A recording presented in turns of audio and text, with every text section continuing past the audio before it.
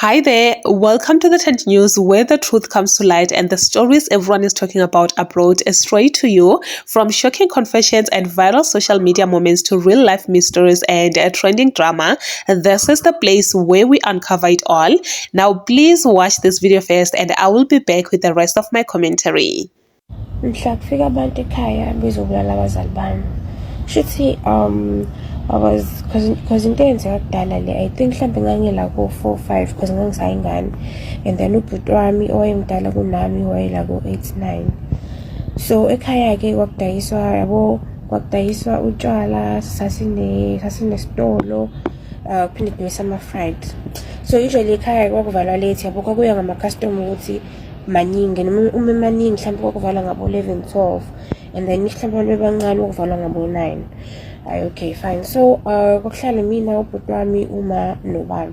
So uma was in charge of running isitolo ne-business like lokudla ama-fried nayo yonke lento leyo, and then ubaba was the one who was in charge for like utshwala yabona nani, because idakwa yabo sometimes asibuye esiteleni nani, so ubaba wathi cha yena uzodayisa like utshwala. Okay, fine. So lento le yenzeka ngomgqibelo, kwakumgqibelo kuyi-31. So usually thina-ke mhlambe like if kuyi-31 noma kuyi-15 or kuyi-25 feet like sasijwayele ukuvala late around boma 11 noma 12 because abantu babegcwala yabo. Okay, so kusenjalo sometimes abantu babenakho yabo ukuphuza like eduze kwendlu nani nani. That day ubaba it was around boma 8, waphuma ubaba wabaxosha washo ukuthi hayi sengiyavala amadoda esitolo, so ngicela ukuthi ningihambele isidingo ukulala. Ngicela ningihambele madoda sidinga ukulala yabo. Kusho abantu bethi hawu wavala elikanjena nduna, ungeke nduna ngeke sinemali yabo in athi hayi no ngikhathele bandla, ngicela ukuthi nihambe niyozama kwenye indawo noma niphuze kwenye indawo. Nangempela abantu yabo kusho ukuthi bekhulume becomplain then behambe. Kusho ukuthi besiyabuza uma ukuthi hawu waxosha abantu eli kanje ngoba phela aziva thina ngalezi khathi. Kusho ukuthi ngaba ngeke ayingikhathele, ngeke asiphumule nathi ngeke. Nangempela kusho ukuthi ubaba nangempela aqoqa umnyango, evala isango, yabo nje kulungiswe nani nani. Mina ngisembhedeni, mina vele like ngilele yabo, ngilele ngisembhedeni, and then ubhuti wami uhlele ekhoneni lombhede like ngasenyaweni, and then uma wayilungisela ukuthi silale. Then ubaba ubuye ekhishini, akahamba ekhishini afika acime avale igate yakhe yonke lento leyo acime. Then uthe mesesefika erumini lethu like esicabheni kube khona umuntu ongqongqozayo.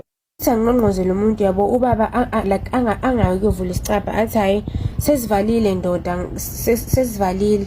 Shusho lo muntu awungeke, ngicela uvule bandla, ngicela uvule. Athi ubaba hayi sesivalile, awuhambe uyozama kwenye indawo, thina sesiyalala manje. Shusho thina athi ngiyacela, noma ngiyacela nduna, noma nje noma ngawubhiyo owodwa nje ushisayo, ngiyacela.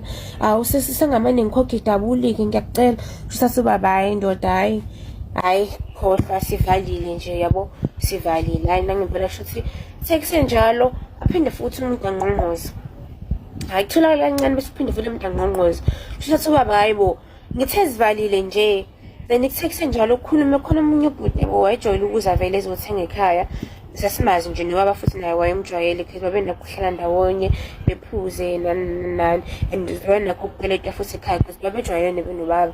Futhi bese kukhuluma yena lo bhuti lo, athi hawu nduna mfethu, imini usibanibani, hawu nduna mfethu awuvula, uyazi nje ukuthi angikwazi ukulala ngingashayile, ngiyacela nduna mfethu, noma owodwa-ke noma ushisayo, ngiyacela gazi lami engomile. Shuthi yabo like ubaba bo abe nalokho ukuthi athe kodwa uyahlupha mfethu, bese ngivala mina, ngikhathele ngikulala la nomkami ney'ngane zami, ngikhathele ngempela nduna, hayi ngikhathele yabo. Kusho ukuthi ahambe ubaba aye ekhishini akhiphe shuthi ulo ubhika kwi-freezer. Then uthe mevula isicapha like angithi ubosicapha umuntu uma esivula kancane efuna ukudlulisa ubhiya, uthe mevula isicapha efuna ukudlulisa ubhiya, avane basiphusha isicapha basidudule because thina sasizwa isicapha like sasizwa yabo ama-sound, then adudule isicapha bengene bemdubule. Hayi kuthe kusenjalo like ngithuke mina because ngangisayingane yabo, umuzi sound enkulu, ngithuke bese ngiyambuza, and then ngithe uma sengibuzile shuthi labantu laba bengene beze ngala, then uma asukume behlangane ipassage, uma usuke ekamereni lethu uya ngasekitchen behlangane ipassage, shuthi uma behlangane ipassage shuthi bembuze into abambuza yona because azizwanga nobhuti amakazwanga, shuthi uThemba isimethi uyakhuluma bamdubula naye ngenhlamvu eziwu-2 bamdubula, and then uThemba efika, then oyedwa umuntu eze ngala ngakubhuti wami elo ekamereni, then ubhuti wami agijime like egijime because wabonwa isandla sami ngaphansi yabo ipassage, ubona isikhathi like ipassage umuntu mezwe ipassage then kuvela isandla phansi from isicabha lesisala ekamereni lesikhosa singavalile ngesikhathi sazivoliwe, then uThemba ebona isandla yabo like ethi uyagijima ubhuti wami like uyakumana noma uyobona ukuthi kwenzakalani,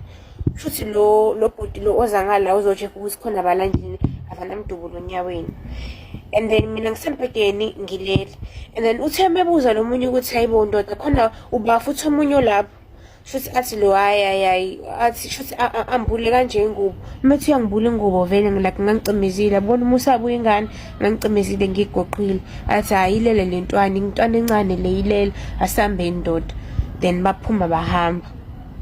Sekusenjalo ngaqhubeka ngasala ngimbuzile because ngangazi ukuthi ngangisayingane ngiyasaba, angazi noma sikusafini ukuthi ngivule yabo yonke lento leyo. Sekusenjalo shuthi omakhelwane shuthi babona abantu noma beza kushuthi kuqhuma ibhamu, sekusenjalo kwafika omakhelwane baqala komakhelwane bamemeza ibhadi, then kwase kuyaba-ke like ngaqhoba umunye umakhelwane sethi vukani masithi siyabheka, okay mangithi ngiyabheka nangu ubhuti wami omncane la enyaweni sebemgoqile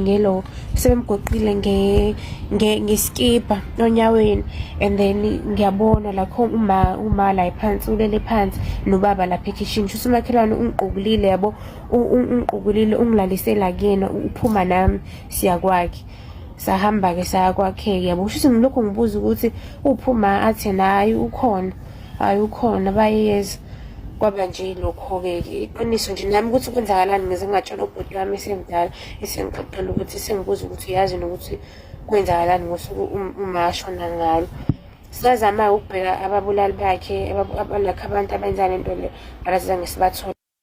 So 2 days after kwenzeke incident naye wadutshulwa washona, so asikwazanga ukuthi sithole ukuthi abenza lento le nani because umuntu kwakuyena like esasineshow ukuthi u-involved like wayesengasekho, so wabe ukuphela kanjalo-ke. Oh my goodness, this is the most terrifying story that I've ever listened to, and I hope Usisi has healed, even though you can never heal from such things, but now she has accepted, she is living her life and she has moved on from the pain and everything that happened. This was horrible, like this was really, really horrible, especially with the fact also that the guy was never arrested, so which means justice was never served. Yes, there's a say that if you are inside the house late at night about to sleep or inside the blankets, even if someone can call you to say, please come outside, do not go out, because it never ends well. And this story right here, it actually makes me believe that for sure it does, like it's like that. Whenever you are inside the blankets and then someone just comes out of nowhere or they call you and say, can you please come where let's meet up, let's do this, don't go out. Like, do not go outside because you might never come back. And it's very sad what happened to her parents, with the fact that this happened while she was still young. This is also a reminder to people out there to be very, very careful. Like when you are inside the house, don't go out at night. Like, do not go out at night, no matter what someone says, or what I need help or whatever they say. We are living in a very dangerous world. Don't go outside late at night. Thank you so much for watching this video until the end. Please do consider leaving your thoughts down below in the comment section. And don't forget to like, subscribe, share this video as well. And I will see you on my next upload.